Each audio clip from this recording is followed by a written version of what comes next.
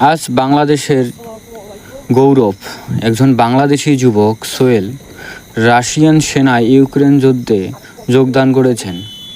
বর্তমান ইউক্রেন রাশিয়ার যুদ্ধ ঘিরে নতুন এক আলোচনা জন্ম দিয়েছেন বাংলাদেশের এক যুবক সোহেল।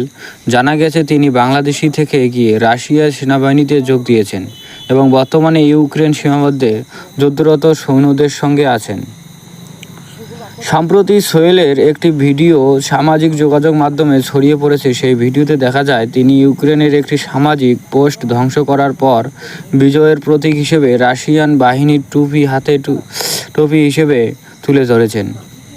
ভিডিওটিতে সোহেল গর্বের সঙ্গে বলেন, আমরা সফল হয়েছি, ইউক্রেন ওই অবস্থায় আর নেই।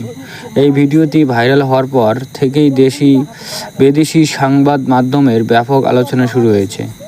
তবে এই ঘটনাকে ঘিরে নানান প্রশ্ন উঠেছে। বাংলাদেশি নাগরিক হিসেবে কীভাবে সোহেল রাশিয়ান সেনাবাহিনীতে যোগ দিয়েছেন ও আন্তর্জাতিক আইনে এই অবস্থান কী? বিশেষজ্ঞরা বলেছেন এই ধরনের যোগাযোগ আনুষ্ঠানিক বা আনুমানিক আইন ঝুঁকিপূর্ণ। এদিকে ভিডিওটির ভিতরে দেখা সেই ট্রফি স্থানটি ইউক্রেনের যে ধ্বংসবাস্তবটি সামরিক ও যুদ্ধক্ষেপের প্রতীকের জয়ের নির্দেশের হিসেবে তিনি প্রদর্শন করেছেন।